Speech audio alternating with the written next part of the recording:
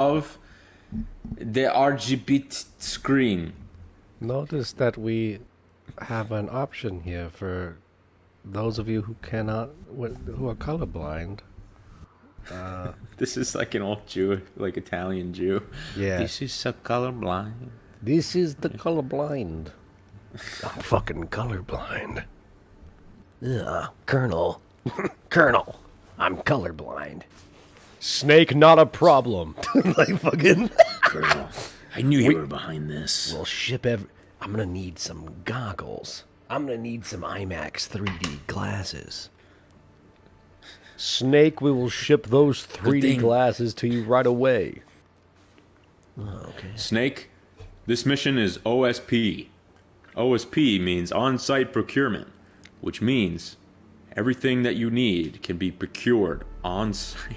Snake, it means... Well, good luck I managed to snag a few things onto the base. OSP Snake, what is that? It's a Marlboro Red cigarette. Ugh, Snake, where did you hide that? You don't want to know, Colonel. I have a lot of compartments. It's gonna be after. I like when Snake just makes those noises in Guns of the Patriots. Like you'll be playing and just shit. Girl.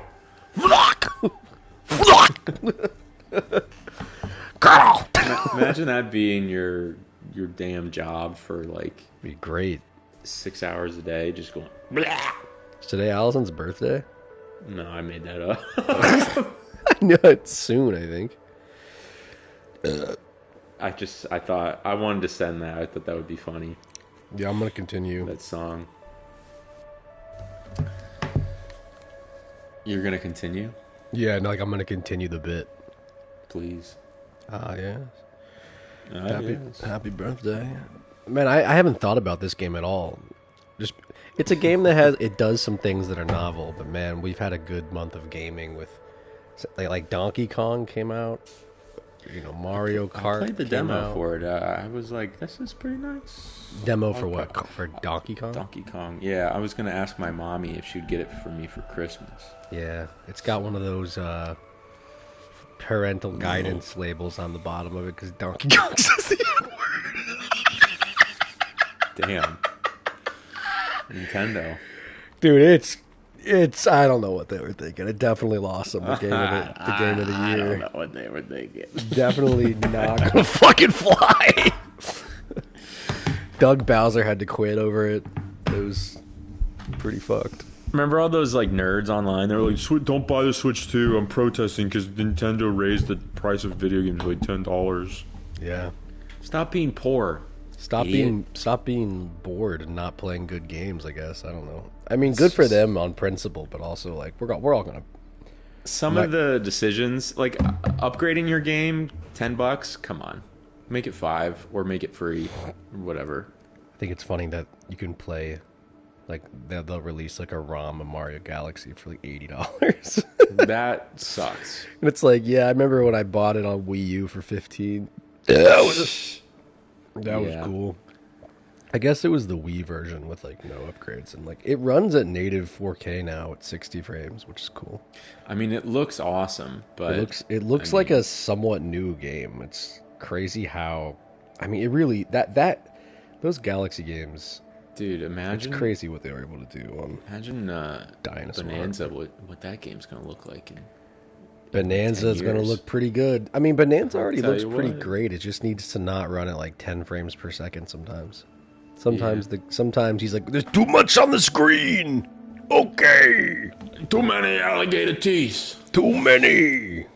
Okay. Okay. This is Donkey Kong. Okay. Hey, Donkey Kong, I know you've been really upset about everything that happened after your wife died. Are you doing okay, bud? How are you doing? I'm okay. Okay. Okay. Okay. Oh shit! I can join you. What is What was her name? Sally Kong? What the fuck is DK wife? I think it was Booby Kong. Candy Kong, right? I typed in, yeah, Candy Kong. I don't even think that's his wife. I think that's just like a side piece. There's Donkey Kong pimps her out on every like 8th level. There's a picture of Candy Kong on Donkey Kong's wall in the game. He's got like a big poster of her. Dude, I just typed in Candy Kong. Big mistake. What's it called? I'll be right back. What is that called? Like the Rule of 34 or whatever? Yeah, I think Rule 34. Is it 34? Let's see. The Rule of 34 is an internet meme which claims that some form of pornography exists concerning every possible topic. The concept is commonly depicted as fan art or of normally non-erotic stuff. Okay. Dude, this is like weird. What is the Rule of 34? Why does Candy Kong is such a strange... What chapter were we on? Fuck. I don't even know.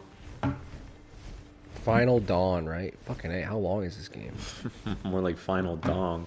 Hey, let me, I got something for you. I'm gonna test run this joke. Let me, give me some notes on if I can improve it or not. All right. Yeah, okay.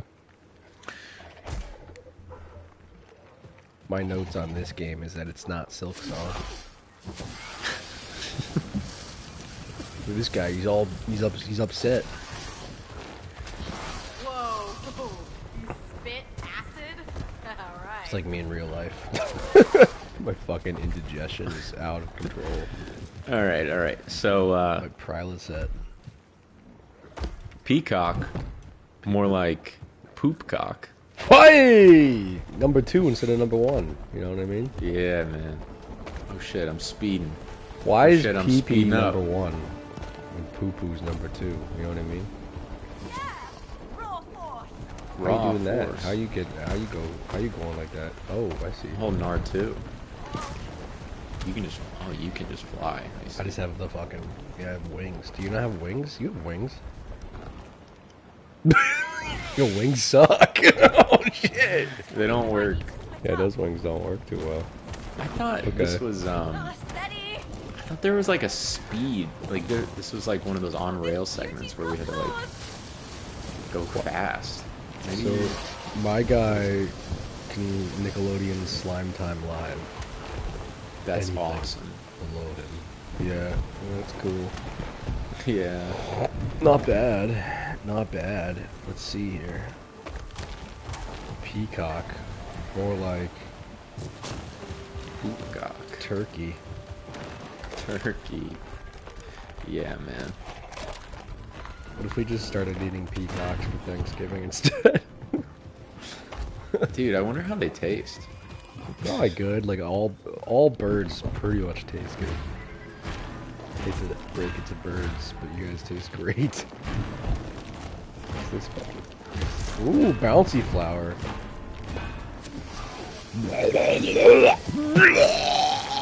Just fucking vomiting all over the place.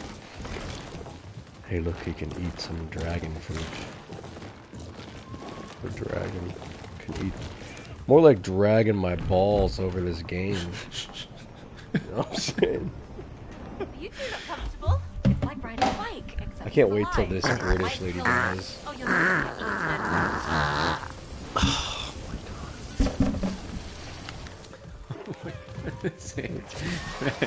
This game, compared to Silk Song, like, come on.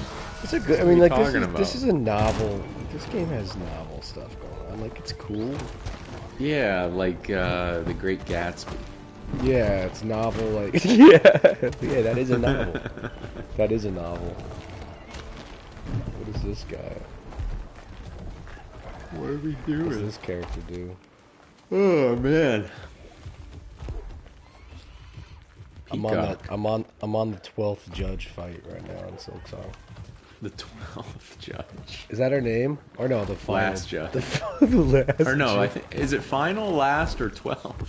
It's definitely not 12. That'd be so funny if it was 12. I think it's the last judge. Yeah, I it's probably guess. that. I kicked all the other judges' asses. but not hers. She's got some skill. You puke on that thing? Oh, I see. Now I can swing. Now I have swang. I've unlocked swing! Alright. Now what? Do we want to You gotta ride get the that ball? last one. Oh, okay. Thought we were doing a wrecking ball situation.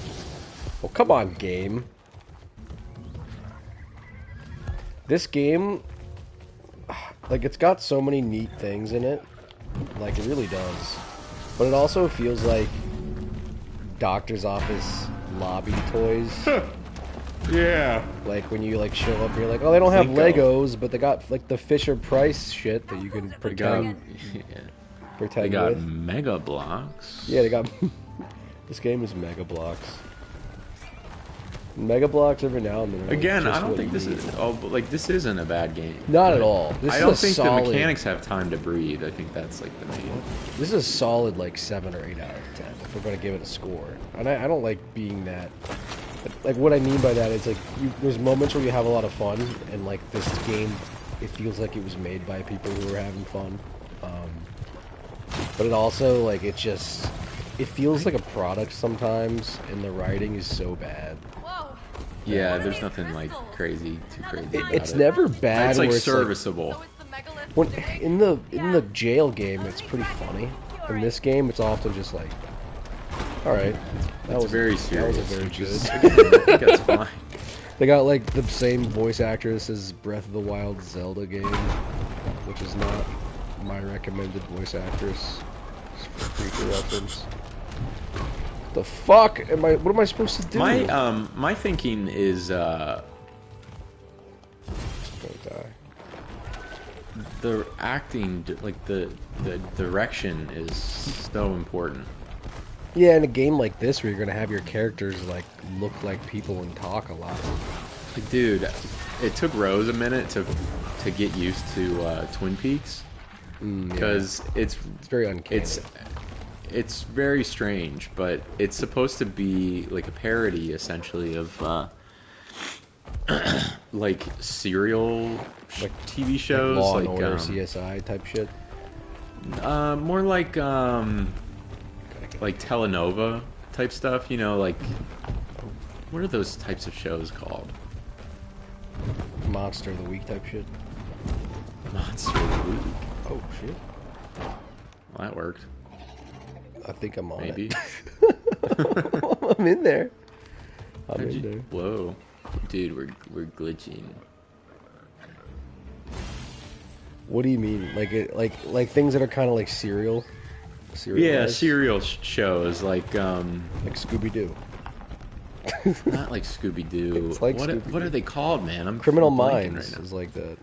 And like It's like CSI. those shows that are like intentionally bad, where like, oh, there's an evil twin. Like grind. Oh, like soap opera. Soap operas, that's what it's called. Yeah, it's like soapy.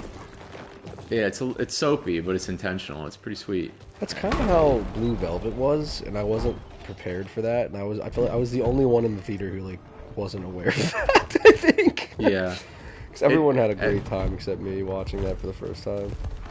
but it's Great really movie. subversive. And then like randomly, it'll turn into the scariest thing you've ever seen. Really? Yeah, like genuinely. That's cool. He's got a cool.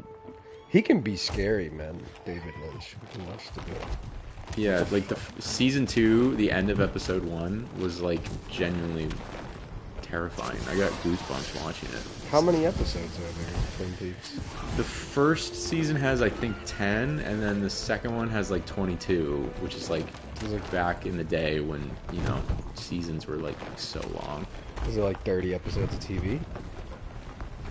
Pretty much, yeah. And then there's a movie, and then I think like What we supposed another episode or Yeah, another there's the season. Walk Fire with me. Yeah. I'm gonna watch it. I have a movie. I think you would like it. What are we supposed to do right now? I haven't been paying I attention. think I need to like get you back up there. Oh, And okay. I need to direct you, push you over to the other side, I think. Double jump up there. Oh fuck. Wow. Oh wow, that's sweet. Get up there. Get up there. Get up there. Get up. Get up there. Yeah. Look at this. Oh, the game's great. You know, what can we say? I can't say enough about this game. 10 out of 10. 10 out of 10. Alright, now go this way, it seems. Now that I've played Silksong, I'm like, what is a 10? Because that's a 10. That's a 10. Yeah. I don't, and I everything think a else 10 is like, when you feel like you're encountering art and like to get like pretentious and highbrow about it. I think it's when you can teach a class because the game design is so good. Like you look at a game like Super Mario World, Silksong, Clear. All right. Bloodborne, like those games have loops. Like there's gameplay loops that are like so that like it's almost like the developers are coming up with like a theory, like a game theory, and like putting it to test in all their levels. And it's like if it holds up, that means it's a good game. Shooter games are really good at that, like Doom. yeah, Am I coming to you? I'm just I flying think over so.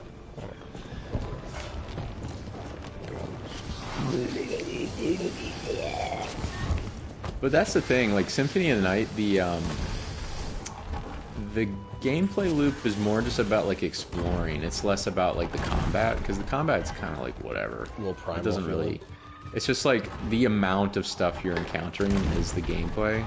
And it's Yeah. like entertaining Yeah. because there's just constantly new stimulus. But with Silksong, it's like, well, the gameplay is exploration plus the story plus like Everything that can be on the table is come delicious. over here. Like Yeah, there's like no. if the weak game points. wants you to platform, it's gonna rock. If the game wants you to have a combat fight, it's gonna rock. If the game wants you to talk to NPCs, it's gonna rock. Like everything Yeah. that game offers, they're like, how do we just make it more fun? They really took like a Nintendo approach. Everything Of, is like, so if it's charming. not fun, It's cute. It's also kind of cute because the characters are like cheapies, cheaty side. we were talking about it earlier. It's just such a more dynamic game than the first one. The first one's unbelievable. Like it's funny. It just says how good Silksong is to even be able to compare anything to Hollow Knight. Hollow Knight is so special and so singular. Even with the sequel, I feel like Hollow Knight still feels very much like its own thing, which is cool. It's definitely one of the greatest games. But Silksong to me, like I wouldn't want to play Hollow Knight unless I wanted to be in that world again. Yeah. Like it's got a great atmosphere and stuff, but like Silksong just feels so much better to traverse, and the combat almost feels like we were talking how it felt like Sekiro. Hungry dragon. It has like this tango sort of rhythm to it where even when you're getting your ass kicked for 2 hours, you get in lockstep. Like there's a moment where like about 20 minutes after you get a new upgrade, and it happens a few times in the game, like you just kind of master your newfound abilities and like movement, and being able to put that to a test with like a really formidable enemy is so satisfying. What is this shit? Stupid shit.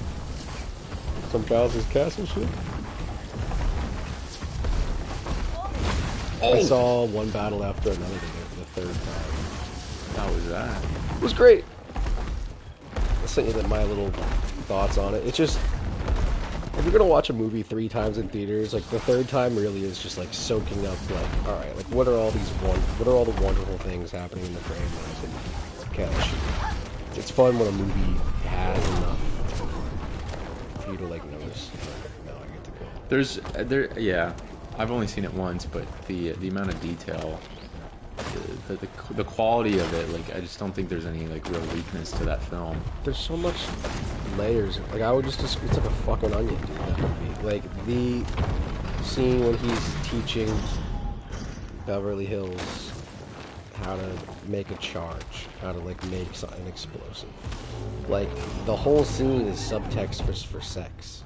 Like he's talking about keeping it capped and like not letting electricity get out. And like the whole scene is describing sex, and it's like he's saying how to make a bomb, like Yeah. which is like kind of symbolic of like the outcome of them having sex. It's like a ticking time bomb, you know, like their relationship. Like there's just so much going on in that movie.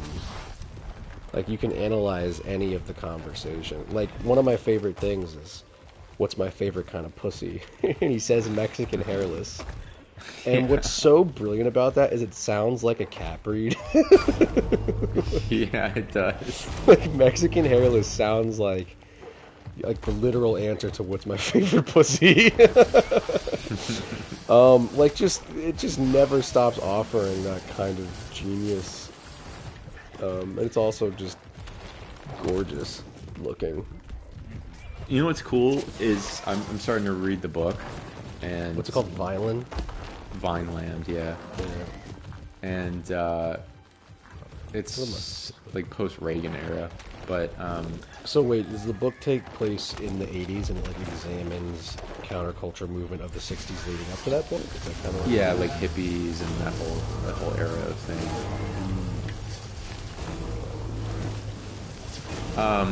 But in the book, she has basically like a fetish for men in uniform.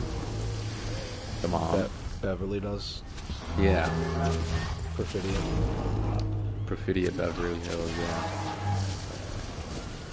That makes sense.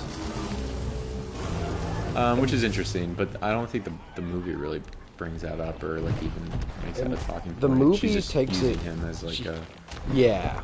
I mean, I feel like the movie, she kind of gives you the information of like, she has a fetish. She like fetishizes almost like the wildness of being a revolutionary.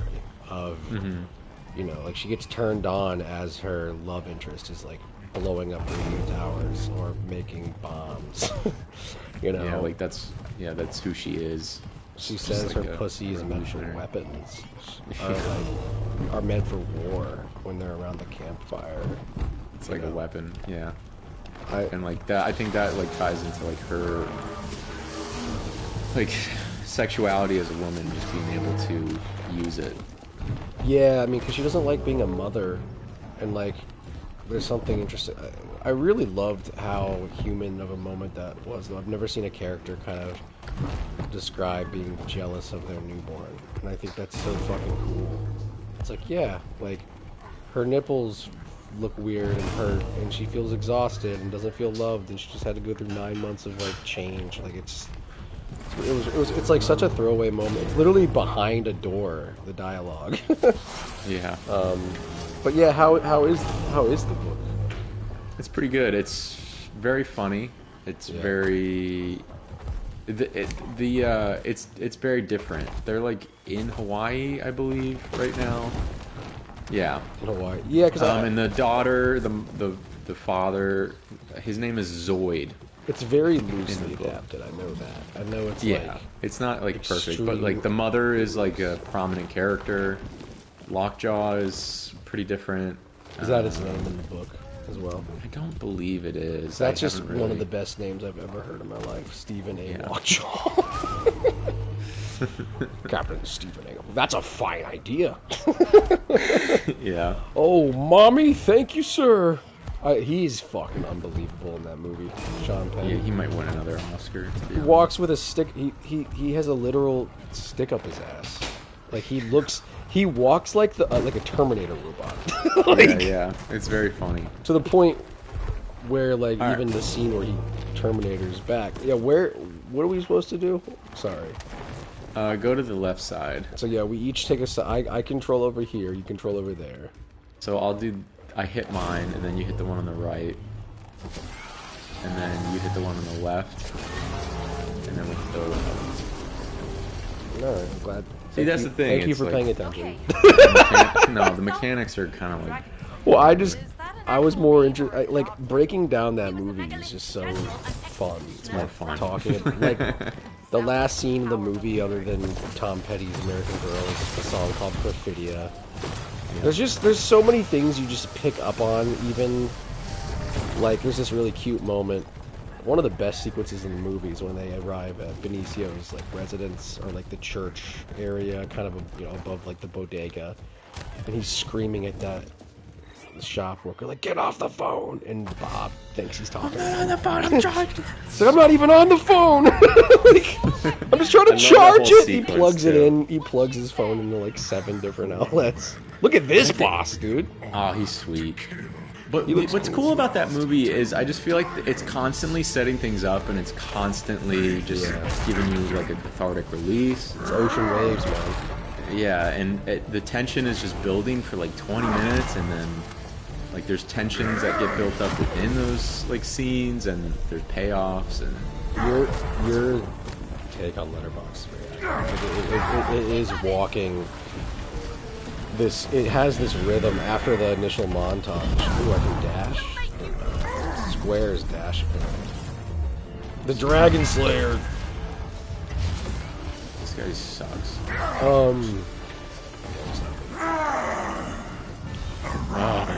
I'm pissed. Feast upon their foolishness. Scorpions are just creepy in general, right? Like, what a design that they have in real life. Like, they're I can't believe they're real. fucking insane looking. They're also really cool.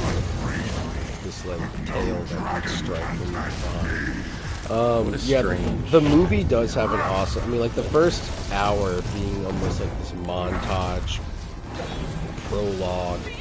It always feels like it's setting things up for Trump, while also like having payoff, even within the prologue.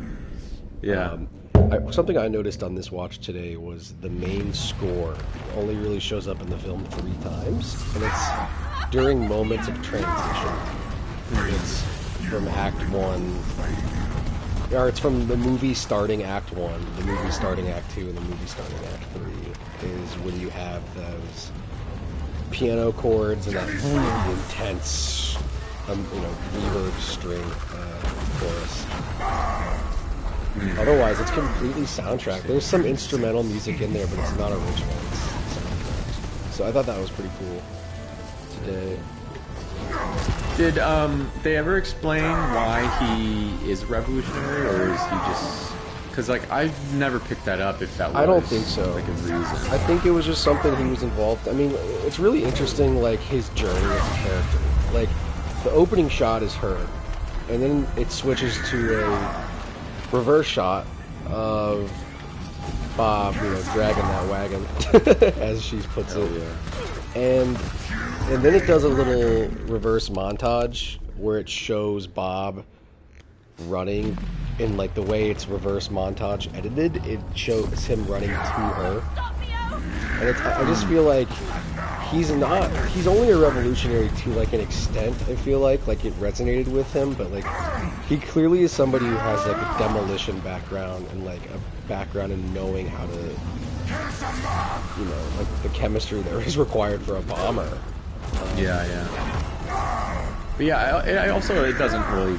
I don't think it necessarily matters where he comes from, because it's just like his point is like becoming her father like again. Yeah.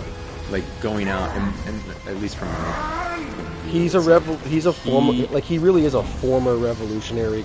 He's out of practice, that whole thing. He's he used to be this guy and he's not anymore, and he's working the kinks out essentially, trying to get back to it and basically failing every step of the way. But yeah, he fails pretty much at everything he tries to do. But he's he has the right help. Yeah. I haven't tried that. But it's kind of like, but then there's like that end cap to the whole movie of just like passing on the torch to like his father. Yeah. At the very end, which is like he's giving up the fight, but the fight is still out there. Yeah, I mean, because it's taken some damage on him. I mean, he seems like such a damaged guy. Like that's the part where he's about to pick her up from school, or no, he's about to go do the parent-teacher conference. It's so funny. It's funny because that whole scene is amazing because you don't know where he's at. He just looks like he's miserable in the car. Yeah. You don't even know like what is like happening in the movie really. Like what are we? Like all these things are getting established. Of like, it has okay, well I know it's like he's older now, but I don't really know what's going on. I love the tone shift to like a Steely Dan needle drop her in the Taekwondo gym, and it shows what's fun about this. The cut to Bob is like, yeah, he's getting blasted high, right? And it's funny. He's like, opening the car door. I'm like, okay, like he's in public, what's funny is you don't know he's out of school, let alone going to a teacher conference, parent-teacher conference, and he looks up, and then in the background, out the car window, senior high school comes into focus, and then he gets out of the car, and he walks into the pillar that says hi. There's like 3 pillars, one that says senior, one that says hi, and one that says senior. He, of course, walks into the one that says hi. So good. I thought it was a great little detail. Fucking slave owners! Slave owners, all of them! Calls Ben Franklin the Grand Wizard.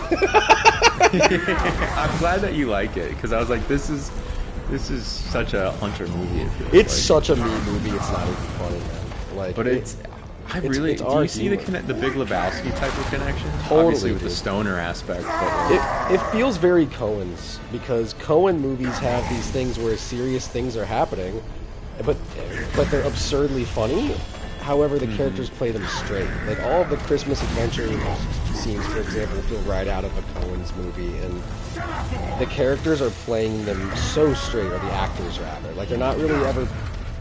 Nothing's ever played for the punchline, it just happens to be funny. And, like, that's what's so great about this film. And that's just kind of the tone. Like, yeah, it feels very much like a Coen movie to me, like a No Country Big Lebowski kind of film. Fuck this Dragon Slayer, dude. yeah, he sucks actually. Yeah, I thought I got a kick out of that today, seeing him walk into the high pillar of senior high school, and like him watching the Battle of Algiers blasted off his ass. I thought was really funny as well. That's like his comfort watch. And that movie feels like a big inspiration. For sure. Oh, it's something like this. 100%. It's just about like these revolutionaries. And they name drop Algiers later too. Perfidia's hiding out in Cuba, or the Algiers, and it's just the movie's so rich in detail.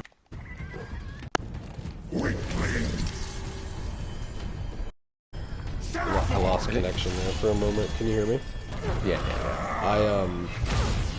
Oops, my bad. The movie's just so rich in detail that it offers a lot on rewatching. Like, even just the title sequence of, like, from here on out, it's one battle after another. It almost feels like it's talking to the audience, you know? Yeah. Well, also like the name of the movie too is Very essentially what the whole movie is. Yeah. It's like, which is obvious. Like most movie titles are exactly what the movie is about, but that is like it's symbolic more clear. It's about too. It's about like outside the frame. Like life right now is just one battle after another, and that's kind of what it is to be. The fight is never over. Yeah, that's exactly right. The fight is never over. I also find it interesting that, like, I mean, Perfidia says it, like, you start off fighting demons, and motherfuckers end up just fighting themselves. Yeah, the French 75 like betrays one another, gets caught constantly. And acts and violence. Like, the real revolutionaries that we get to witness in the movie are the sanctuary, some Howard and like, Benicio del Toro are part of it. In Battle Cross or whatever it's called.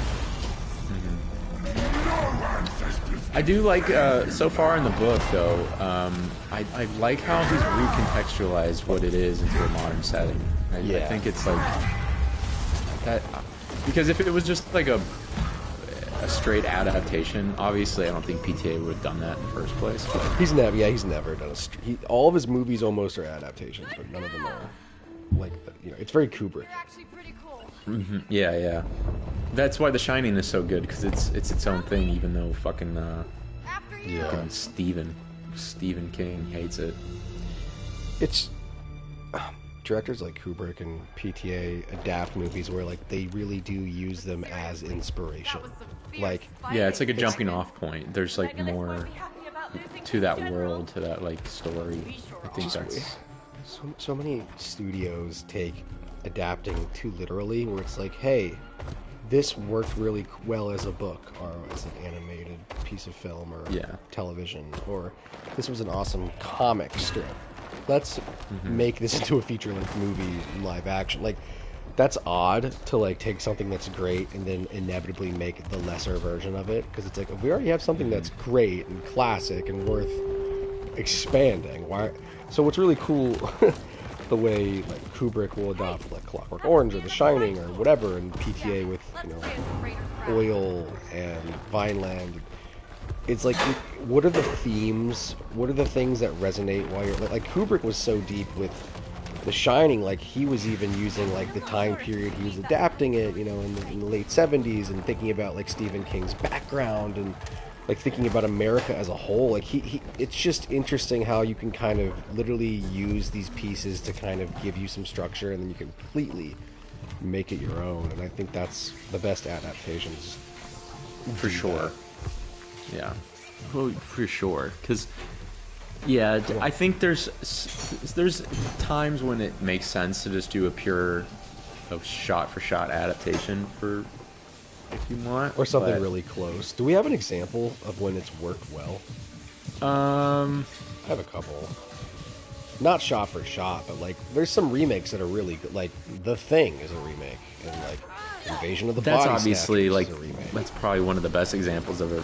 Well, that's a remake, yeah. But I haven't ever seen like something completely shot for shot, but like it might be. Like Hitchcock's even remade his own movies before with like North by Northwest, for example. I don't know. But, well, like a you know, a shot-for-shot, line-for-line remake. Yeah. I feel like those are like more reserved for like viral hits that just like get super popular super fast and then they adapt it immediately. It's kind of like is a double-edged sword because it's like, yeah, it's just kind of like a cash cow thing.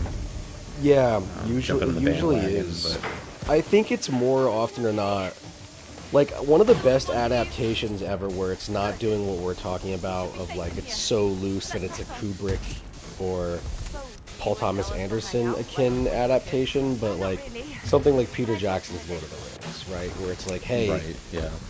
We're That's probably the following best example, right? of the I mean, straightforward one, probably. It's so straightforward and like Yeah, it's it's a so really strong it's so example. faithful to the source material. I think is like the point.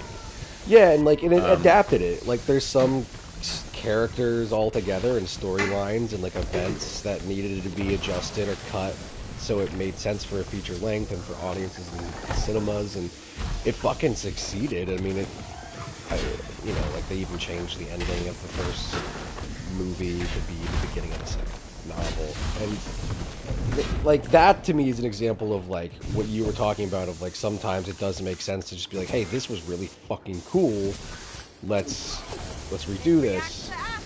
What's happening? Blubber. Like a lot of Disney movies are adaptations, obviously, like from fairy tales.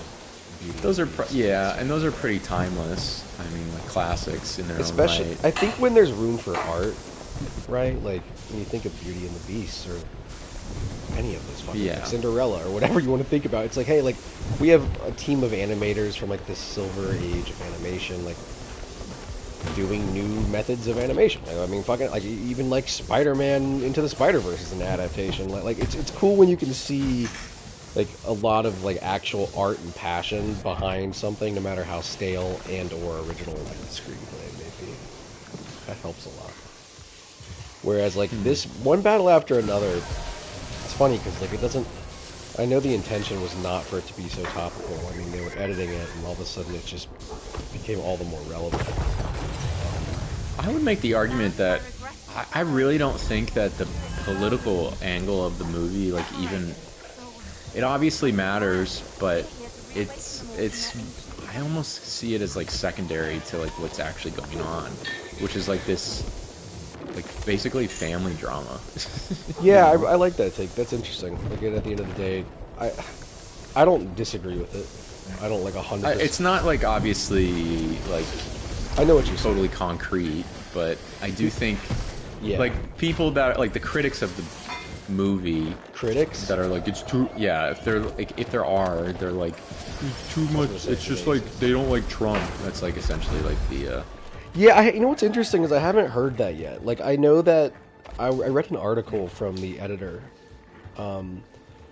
yesterday, and it's the second movie to date that's ever been screen tested from PTA's movies, and the first one was Boogie Nights, and you can only imagine why they had to screen test that movie. This one, they screen tested it for the humor, and they did it in I think that's probably for the best. And they did it in cities that were like come from different political backgrounds, you know, all over the political spectrum. That was something they noted, and like the humor was still shining through and resonating with people. I think in terms of the political takeaways or the inspiration or the dread or whatever people might feel in terms of this dressing that you're talking about, like to your point, at its core, it is this heartfelt father-daughter thriller, and that is clearly strong enough to where, like, no matter what your affiliation or background or prejudices might be, the movie's ringing pretty true.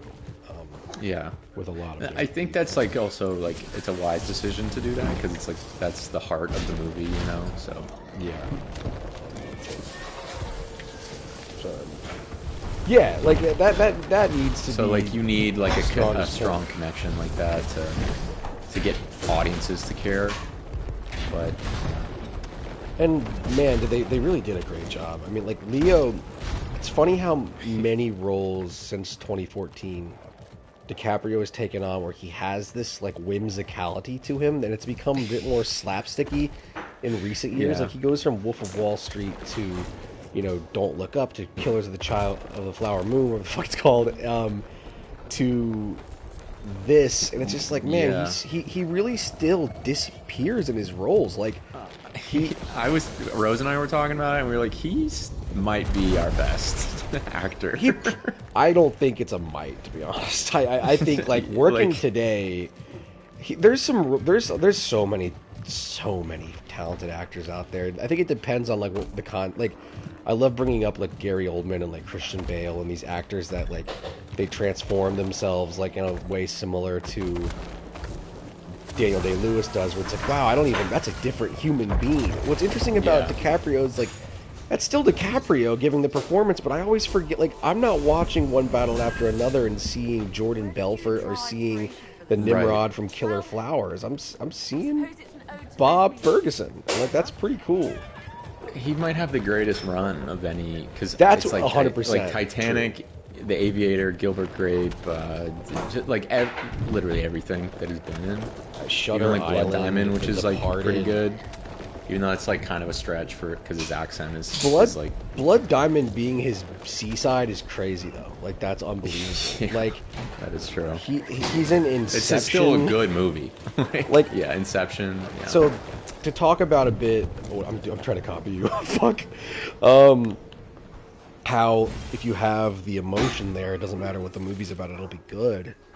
I think that's what saves Inception and makes it. I love Inception so much because Nolan initially hadn't thought of DiCaprio for the role, and then even when he did think of Leo for that role, I read that the movie wasn't this emotionally resonating movie. It really was just a head trip, a trippy sci-fi was kind of the whole point of Inception initially, and Leo brought so much resonance and catharsis and like human emotion to that role with, you know, the whole storyline with his late wife, and it gives the movie more than almost any Nolan movie other than maybe Interstellar this layer of emotion of you're rooting for the characters in this baffling, crazy, from a lot of people not even comprehensible situation, but you know that like Leo has a wife and he loved her, and like it's all over his face. Like he's so good at bringing a movie down to earth.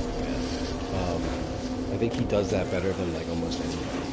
And to your point about how he might have the best run, like you can argue about actors that are the greatest of all time in terms of their range or their impact, or you know, their Daniel Day-Lewis's that are transforming accents and postures and everything. But DiCaprio has the best catalog out of all these best of all timers. It's like he really has such an like from Django Unchained to Wolf of Wall Street. It's like the first time he's a villain, really. He's right? so good at being a villain too. Yeah.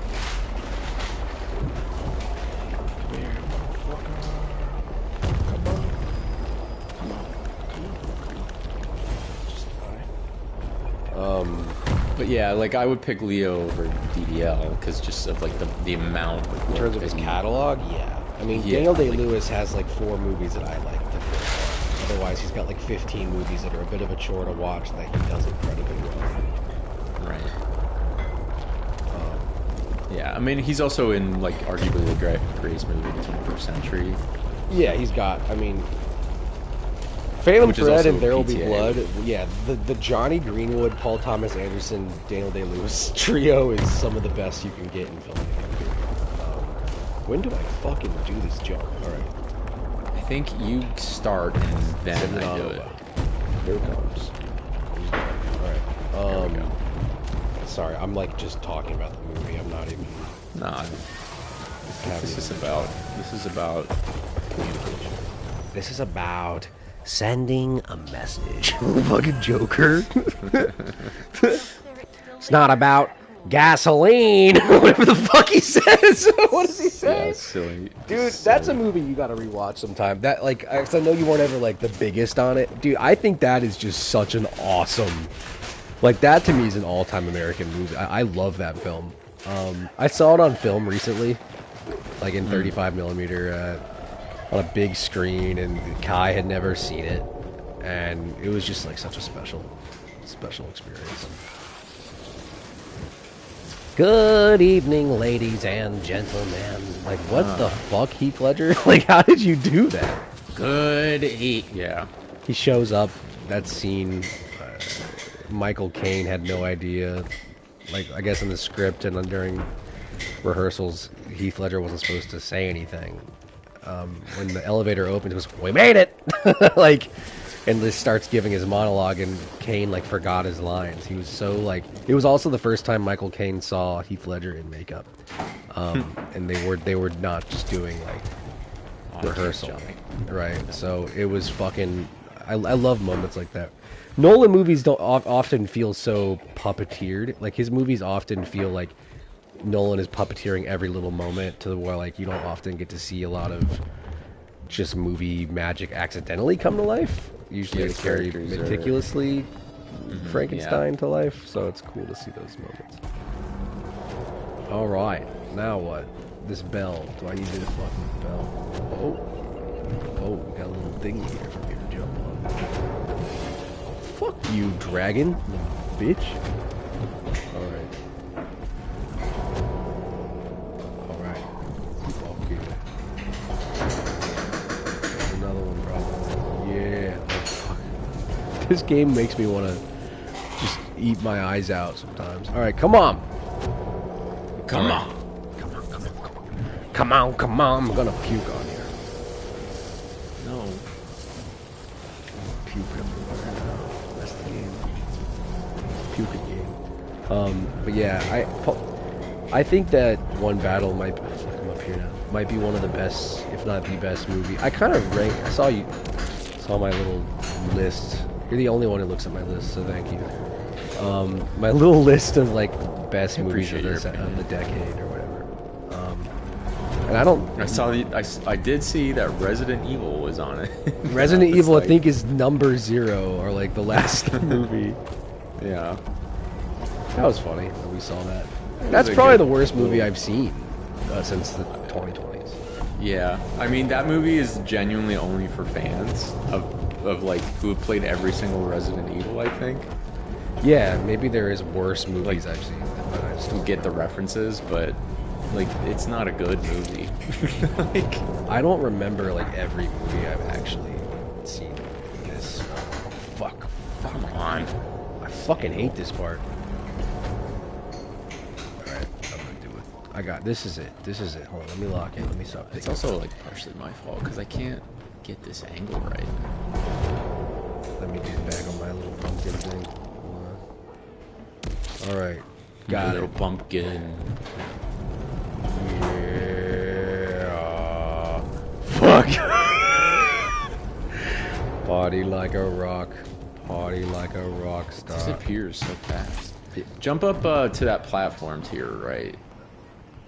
That? Yeah, go up there, and then if you die or if you miss, just fall into the abyss. And I think that'll.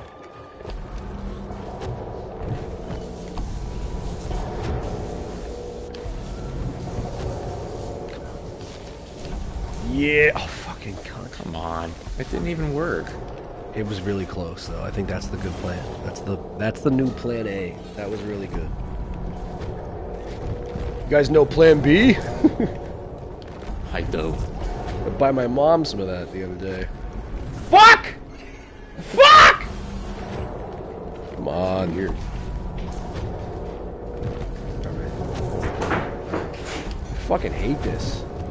This is terrible. Oh, look at this, Ryan.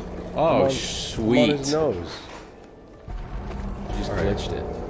Okay, I'm coming for it. Yes. And then jump. Yeah, just go there. Yep. Yes. Nice. It did it. Perfect. It worked.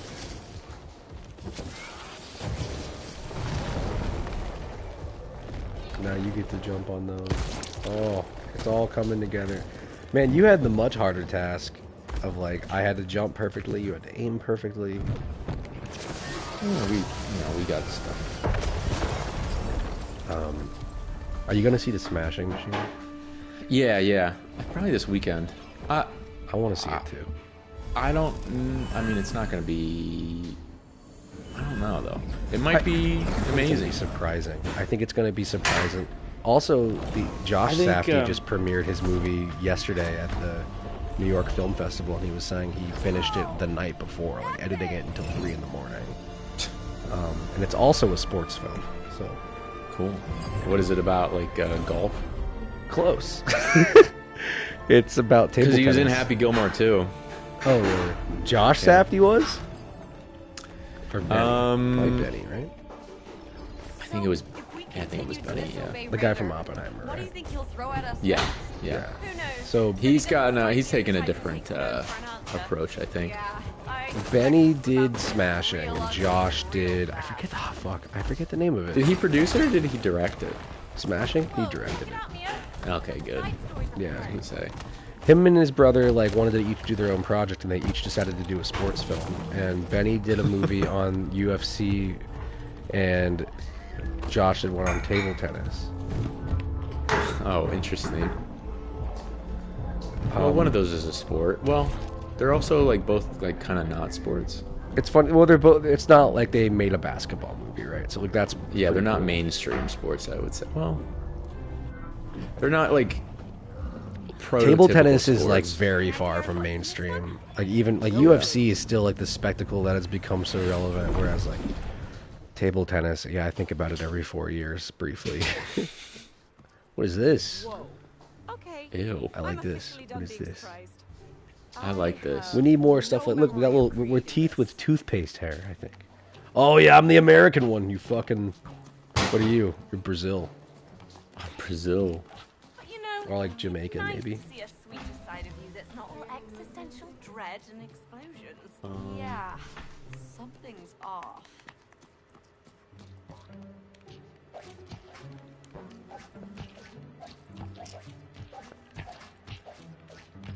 This is cute. Are you? This game is just like such a. Everything is Probably gonna approved. Do it. Game. There's a dash for some reason. do like the kimchi with like rice and Yeah, do the kimchi.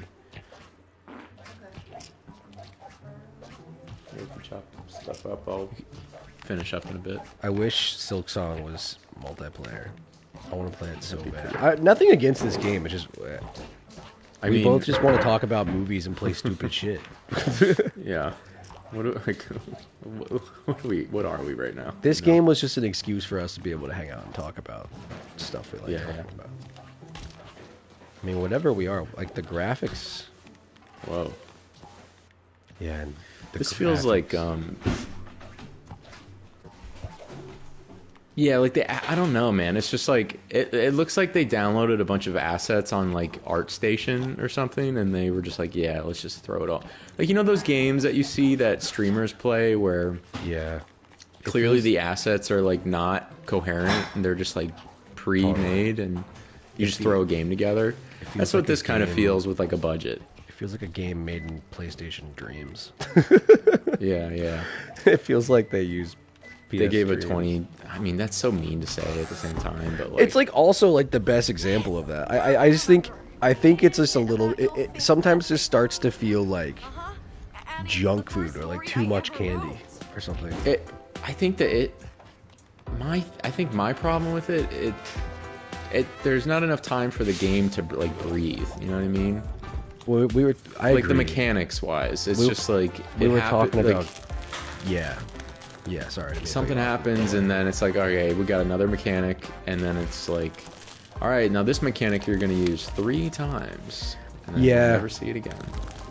I feel like we were talking about gameplay, what the fuck, gameplay loops earlier, and how like you want to like kind of piecemeal these things to the player and let them make discoveries and get good at the mechanic. Like I think the beginning of the game did it a lot better with the anti-gravity mechanics. That was the only section of the game so far where I really felt like they were pacing it in an adequate way. In terms of like what you can do and like really turning it on its head and getting comfortable. And it was also interesting and enticing. And like I thought the pig level was fun, the hot dog level, like that was the perfect amount of like I don't need mechanics as being a pig. Yeah, I think it just gets to the point where it's like this game starts to feel like I'm playing a bunch of Mario Party minigames. yeah. And like that has a serviceable point sometimes, right? Like, but like when me and you want to like play an experience, it doesn't always work. And also, I feel like the game design is not always like the game theory, whatever you want to call it, the gameplay loop, whatever. Fucking, It's not always there. But probably something silly like that. But yeah, that's why it's like it's a solid It's game. still a good game. Yeah, it's a solid game. It's not at all a bad game. It's just I think for their next one, they should focus on like a couple mechanics, like how Silk Song, you know? this game is too much for its own good sometimes. Yeah. And like I also think it has an abysmal like story, and like all 3 of the games have really strange like localization, voice acting. Like I don't know what's going on there. Like it sounds like a Xenoblade game. Like it's weird. It's really weird. Oh, gotta go up in here. Yeah, this game should be like more like one battle after another. Yeah, dude. Look at the sun. All right, maybe we've been too hard on this game. I just think there shouldn't have been voice acting. It would have been fun if the after playing Silk Song and Donkey Kong, I really like the less voice acting the better. Like give your characters like a Rareware, Banjo-Kazooie, N64. Like, yeah, dude, you sound like fucking Animal Crossing. Get those candles. Yeah. At the top. Yours is really good. It sounds just like. Oh! What the fuck? My little shit. toothpaste ass. Oh shit. He keeps trying to kill me. Yeah. This should be game, rated like, I honestly R. think this game is best consumed when it is like junk food. And you're like, hey, want to just like fuck around on a game that has like some semi-challenging puzzles and. Yeah, maybe the entire like design pitch was like, hey, let's just have a game where like you and your friend or someone or a relative can just like hang out and talk. And it's funny Let's not because make like, it too difficult. Let's just like make it a chill experience. let me get hit You by know? this one more time. It's funny about this game, and I agree with you, Hooked up with you. is if you don't communicate enough and lock in, then the game is like unplayable. You just have to like stonewall your way through every encounter, like we've been doing. Yeah, Like it's like an AI learning how to play Pokemon. It's just like doing every possible button combination. I mean, you and I beat a boss tonight that requires collaboration and like mechanics, and we didn't even pay attention to the boss fight. We were just I don't even remember playing. it. Which is, I think, one of the issues I'm trying to articulate about this game, where it's just like, I don't know. I think what's interesting is It Takes Two has, I don't think it's Game of the Year worthy, which is, it's ridiculous that game won Game of the Year, but like, it has some mustard to it, where like there's a real video game in there mechanically, and like progression-wise. Yeah, I think it's that game is more consistent with like what it's doing. This game is like, let's just do every game, every genre, and like throw a bunch of assets together and Yeah. wrap it around a story that is serviceable. It's like fun. I think It's Take Two probably won Game of the Year because of the fact that like it was such a good execution of, hey, we're bringing back the novelty of split screen locally, but you can almost oxymoronically do it online. And it's pretty fucking cool. Where are we supposed to go? What the fuck? Come over to me. Oh. Steve Austin Stone Cold Sober. I'm just like mentally. Look at this. This is a Pop-Tart. It's an egg. Watching the Yankees game a little bit. Nice. Yeah. Go Yanks. Go Yanks, I guess. I mean, the Reds are out. I think the Guardians are still in, so I can root for them, too. I'm more of a Cardinals guy. I know that sounds like a joke, but I'm actually serious. What are you talking about? It's my grandpa and my dad's team. Oh, okay. Yeah, so that's... More of a Cardinals guy. I felt uncomfortable with you giving a uncanny sports take. Like, yeah, I'm a Cardinals fan. Well, let's be honest. I've never watched a Cardinals game in my life. Me neither. I've been to one, but How was I've it? never... Yeah, it was good. I got a hot dog. I love baseball, but I don't always love watching it until playoff season. I can't watch them on TV. The only reason I would ever watch a game is just being there.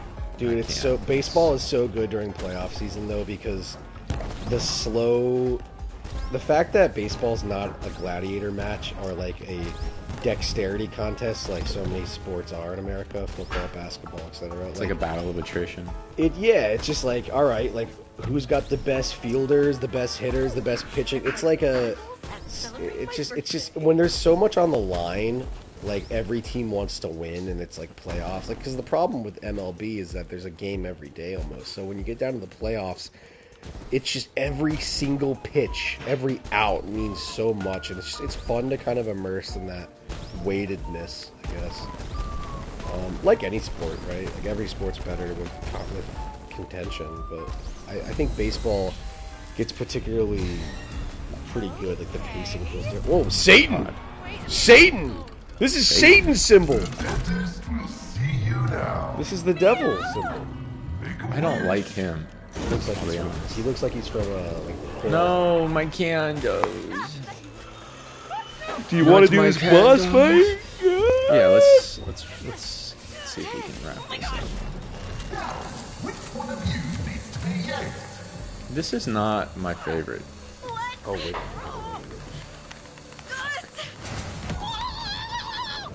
Ow! Ow! Let Dude. go of him. Ow! That's like I don't have tooth decay. Oh shit. This is crazy shit, man. Yeah, this game is nuts. Uh-oh. Hey, you know what's funny about this? You can just jump back on the stage. I like this environment. I like this boss arena. Look at this thing. Oh, okay, well. I thought I could down smash it. Yeah, go Ryan. This is for the... Go Ryan. I almost said this is for the Indiana Cardinals. Where the fuck are they? St. Louis. Yeah, man. It's for Indiana. It's for Pawnee. I didn't know your dad. You said your dad and your grandfather liked the Cardinals? Yeah, my dad's from St. Louis. I didn't know that. Where is St. On his Louis? Is hand. it in Illinois or Missouri? Missouri. Oh, that's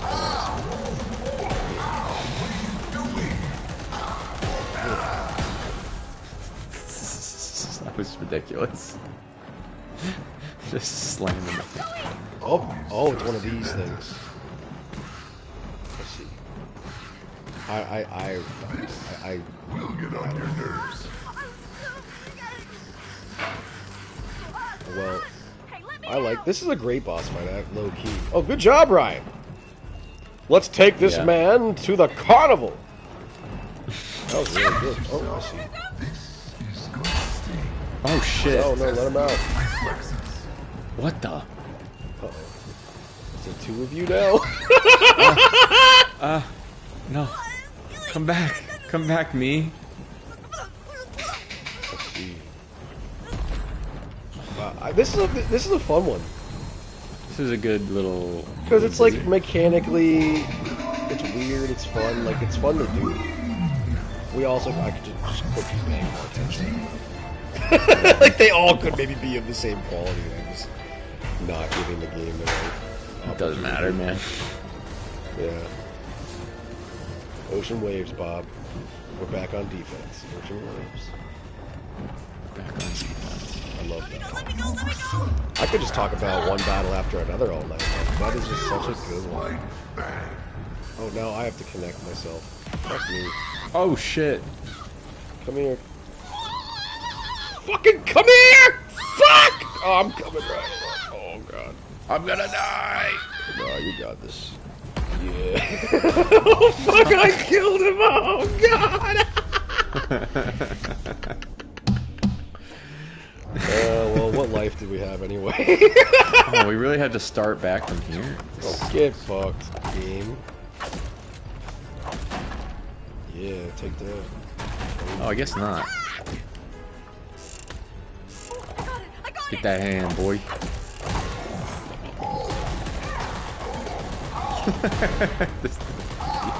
How quickly you can do that is ridiculous. 2 more hands. Oh. Okay. I'll just,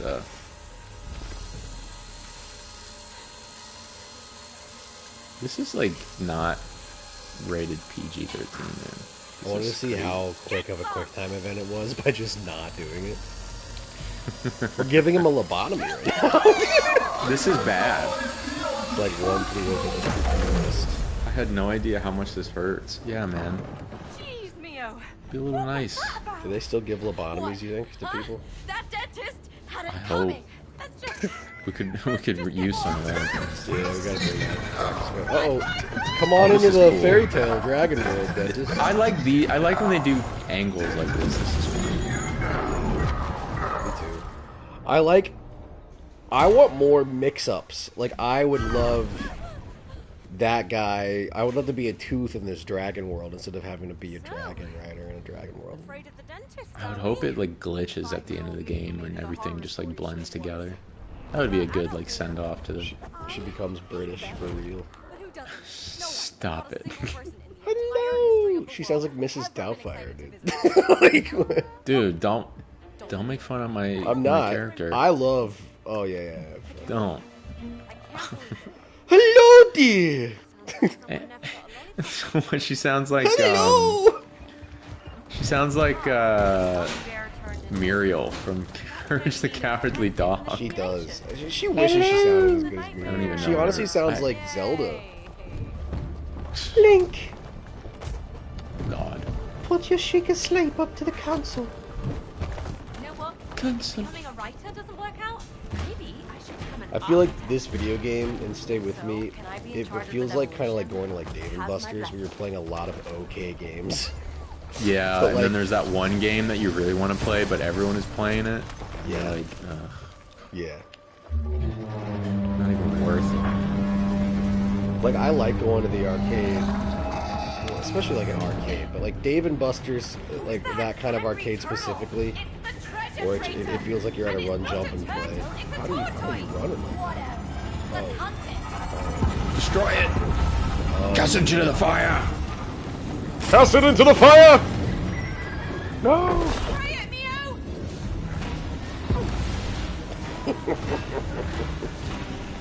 Nah, I'm coming. Why am I taking so long? Your turn! Smash it down! You can run, but... Oh. What the fuck am I supposed to do? Don't let it escape! Hurry! Oh, this is really good because if one of us gets to the end, they just stop the challenge. That's funny. Yeah. I feel like my heart's Alright, out. round I three. feel like I've In the mentally... name of the realm! I've had a lot of fun hanging out with you, just catching up tonight, but I've mentally checked out of It Takes Two, I think. Go Madden. Yeah, I was game's- into it in the beginning, but now I'm a little like burnt out on it. I think. The game's gonna end with us like toppling the Saddam statue. Why is it telling me how to aim? Like, I've never aimed. Oh, it's like a top-down shooter now. Rezo God. Did you ever play Eternal? Returnal? Yeah, sorry, Returnal. Yeah. How It's was it? It looks good. great. It's a great game. There's a sequel, or like a spiritual saw. successor coming. And it looks awesome. I saw. Yeah. I never watched the State of Plays, but for whatever reason, I watched the last one. And, it's the only one I've ever watched that happened to reveal Wolverine. Which is cool. Oh yeah. I was surprised that game exists. I mean, honestly, yeah. I think they're on their second or third director.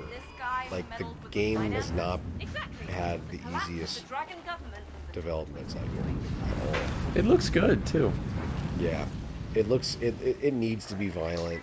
It needs to be, I think, more linear than Spider-Man. The Spider-Man games are really a lot of fun.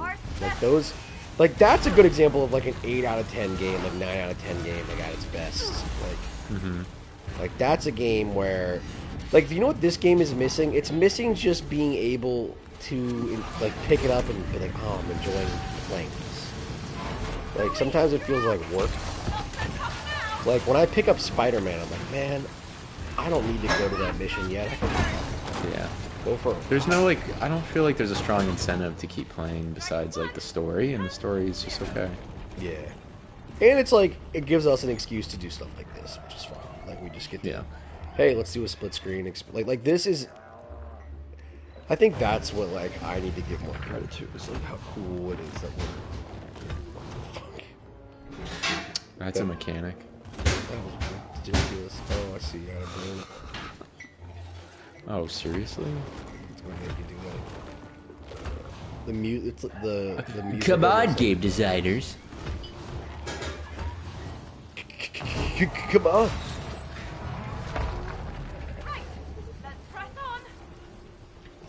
This feels like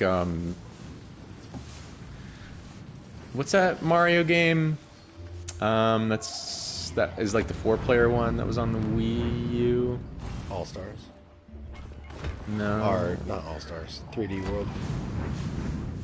It was called 3D World. The 4-player one. Like, Yeah. Yeah. The one where Bowser's inside Fury. Yeah. comes from. Apparently, it's really good now, like, on the Switch, because they like. I would play fixed it. that. That'd be a good one.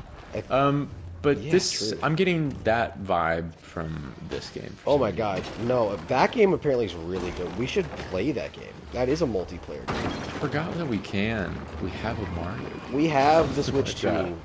We need to start playing it more. Like we have Mario Kart. We have Super Mario Wonder's really fun multiplayer, and that game is delightful and weird. And then All Stars was designed with multiplayer. Or no, I keep calling it All Stars. 3D World was designed with multiplayer in mind. I guess on the Wii U, the reason people didn't love it was because it was a big departure mechanically from the Galaxy Sunshine 64 Yeah. gameplay design, and people were like, is this the new way? What the fuck? And it was very slow and like kind of tanky. So on the new game, it runs better, the characters move faster, and apparently Bowser's Fury is just an entire game. Like an entire new concept too, where instead of having to jump back into the level, if you leave the island, the level will redesign itself, and it's like a brand new level. Instead of having to like jump in the painting, so to speak. Which that to me sounds really fun. I've never played it. Take this, shoes. And this guy's What the?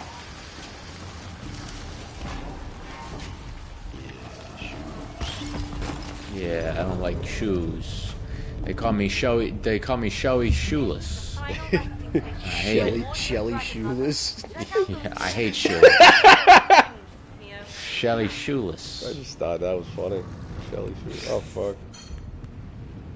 Guess you're playing one, then Cameron's like, oh, that guy. Hell yeah. I liked another thing about the Switch too, just being able to pass the controller on the retro games, like on GameCube. And, Yeah. like playing Chibi We could Robo. get Dude, into that. Chibi Robo's really great. I love. Yeah, I've been playing a good amount of it. I haven't Like, played any of it. What is this shit, dude? This thing just like showed up. We got laser statues now. You gotta Okay, headbutt, see you you gotta later. headbutt this thing, I guess. I did. Oh, okay. Oh, good. Yeah. Kai's been playing Chibi Robo, but I've been enjoying watching her play.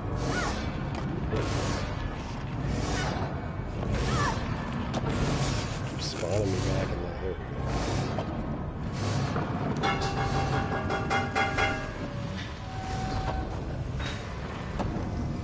Keep on rocking me, baby. Keep on, dude. You know, I'm going through a big Tom Petty phase right now. Me, dude. I'm not kidding. Me too. Like big time. I got Kai into it even. Like we were road tripping the other day. Not really road tripping, but we were driving from like inland California to like coast, so it was like 3 hours, and just I got her to listen to Johnny Cash and Tom Petty, and she was loving it. I was loving it. I did not used to like Tom Petty at all. Fun fact. Me neither. I always used to find him just kind of, I don't know, something I didn't like. Okay, one sec. Yeah. He's just like fine.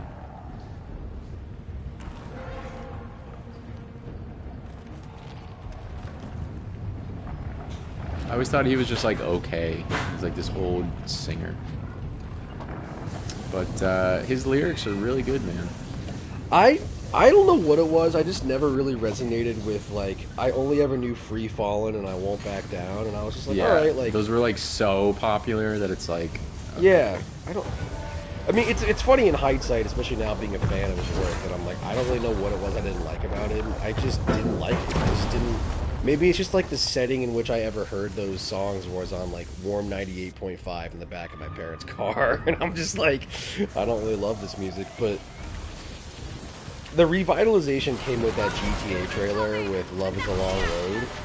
And then I remembered that I used to love Mary Jane's Last Dance. I forgot about that song. Too. And then, like, with this new PTA movie, Needle Drop ending on American Girl, I'm like, fucking A, man. Yeah, he's great. Griffin got the vinyl collection the other day. By the other day, I mean, it was Christmas. He got it. It was like the greatest hits, like, collection. He's always been a big Petty fan, which is, or the Heartbreakers fan, which is fine. What is happening? Aim! You gotta aim it with the right stick, I think. Yeah. Twin stick shooter, man. Twin Peaks, dude. You know, it's all connected. It's all, forget everything you know. Come here, Thanos. Rock candy. Good one. Onward! We're almost at the temple entrance.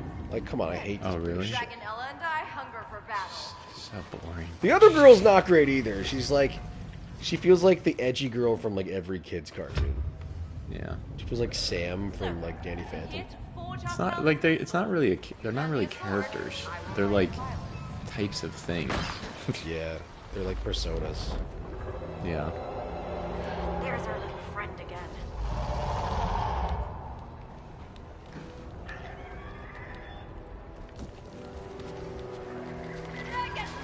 I can just spit this. Oh, there's Bobo.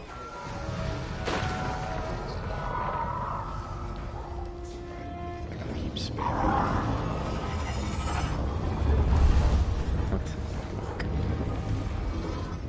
Well, okay, well we didn't even get punished for that. Survival. How's my character not throwing up? You know what I'm saying? Multiplayer. I gotta get back into Mario Kart. I love playing the new Mario Kart's honestly really great. I was playing it a little bit the other day just to like wind down from a day of work, and it was good. Kart. Yeah, it was a nice little thing. I love it. Like Kai and I, we honestly just play the like we have the Nintendo Wii set up in our bedroom, so like we play that more than almost anything when we're playing games together. Yeah. But lately with the new kart, like we were playing the old one today, and for the first time like in existence, I was like, I don't want to play this game. Like I want to play the new one. Like I want to play Knockout Tour and Drift. And I really like Knockout. Griffin got a Switch on Friday. I switched 2 on Friday. He's like done anything. Well, it was also the same day I was like, hey, try Silk Song. So he hasn't like played his Switch at all because just we own Silk Song like co-jointly. That's kind of redundant, but we have like a co-ownership of Silk Song.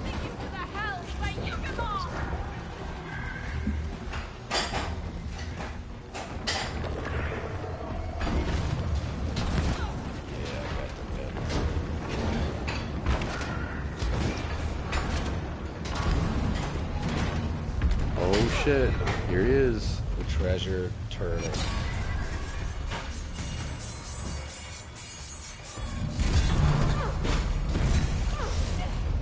Come on.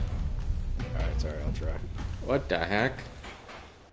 We'll make this fight in the game. Okay. Okay, I didn't mean to take time into that. Can we flip it? Why did I make this turbo choice?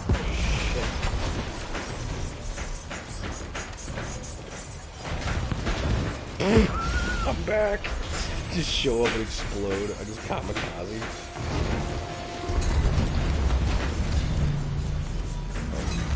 Dangerous, this guy.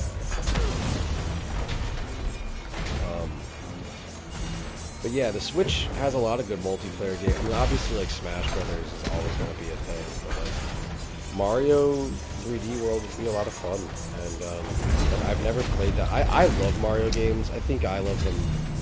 Of the two of us, I feel like I'm such like a Mario or You're more the Mario guy. they're the only games I ever played to like completion. Like, I don't. You're big on platforms, though. Yeah. Hit this guy in the head over here. Oh yeah. I just love Nintendo games. I'm just such a Nintendo game. Come on. I love like when Donkey Kong came out. And yeah, maybe I am just like I love platformers, but like I like the good ones. But I missed out on a lot of good ones too. Like I never got to play like Jak and Daxter or Ratchet and Clank, and I never played the Crash games. What the fuck? And I never played Banjo-Kazooie, which everyone said was like just Mario 64, but like perfected in terms of level design. I would think so. But like Mario 64, I think is Mario games are all about like the movement, especially 64. But like yeah, like I thought like we're living in a golden age of platformers where you have games like Astrobot being arguably like the best of the linear genre, and then like Donkey Kong, and then you got like a new Shadow the Hedgehog game that's actually good. You have a Kirby platformer that's good. It's just like wow, we're living in a golden age. My hot take is that Minecraft like broke Nintendo because they were like, "Fuck, why didn't we come up with that?" That's an awesome theory. Like, fuck, we should have done this, guys. I feel like some nerd. yeah, in like his Animal garage Crossing basement. like takes cues from it, and Donkey Kong has like a little bit of that with like the mining aspect. Very Red Faction. Yeah, Breath of the Wild with like going anywhere, like open world type stuff. I really think Nintendo's on Minecraft their was like, physics shit. yeah, I really feel like Minecraft was like a really big inflection point for them for some reason. I don't know why. Well, honestly, like, A lot of their games makes a like lot of have sense. that vibe. well, think about think about their big heavy hitters and how like physics and chemistry are like so important now. Yeah. Like I never really thought about that. Like even when the game isn't necessarily systemic, it's like there's still an emphasis on physics. We need to drown the traitor in boiling gold. Wait, are we gonna torture this tortoise? Oh, come on. Make us go a little bit fucking faster, Don't dude. worry. It's Thank like you. dropping a lobster into boiling water. They say that's inhumane. So they feel a lot of It's pain. made of crystals. Wait, Stop it. they do? Why do I start to feel bad? He's upset. Help. We need I like his those castle. I suppose. He built it himself out of Legos. It's his castle. Let's do this. Like, my grandfather built these walls. Or no. Is he gonna do the Terminator thumbs up? Nope. Dang. Missed opportunity, guys. That's a great movie, T2. T1 is also very good though. I need to rewatch T1. It's T1's more horror action, and T2's like just straight up action sci-fi. It's awesome. Yeah, I need it's to like revisit it's a T1. B movie with like a budget. Essentially, is how I see it. And then 2 is just like essentially what Alien 2 did. So they were like, what if we just made it like, what if we made a movie where more people would spend money on it? Yeah. Oh That's my god. like James Cameron. I just realized I gotta go. I have to be at this fucking place in like 10 minutes. All right, cool. Well, we did some stuff. Yeah, we made more progress. Progress. Skip this cutscene. I just got a text. He's like, "Hey, I'm walking over from the park." I'm like, "What time is it?" Fuck. Cool. That was fun. Yeah. See you in a year, Split Fiction.